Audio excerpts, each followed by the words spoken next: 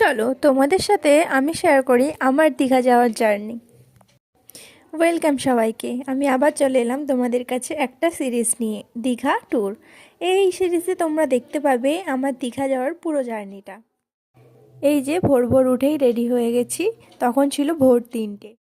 আর তারপর যাওয়ার পথেই আমরা একটু টি ব্রেক নিয়ে নিয়েছিলাম আর পৌঁছে গেছি হোটেলে। দেখতেই পাচ্ছ কত সুন্দর ভিউ, আর আমরা যে হোটেলটা আগে থেকে বুকিং করে গেছিলাম খুব সুন্দর ছিল।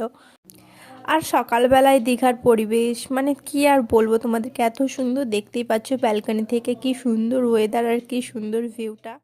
ওখান থেকে চারিদিকে যে হোটেলগুলো দেখা যাচ্ছিল, খুব খুব ভালো লাগছিল। তারপরেই আমি রেডি হয়ে চলে গেছিলাম সমুদ্র সৈকতে। উফ, ভিড় দেখো লোকজনের, এই ঠান্ডাতেও লোকজন, এত ভিড়।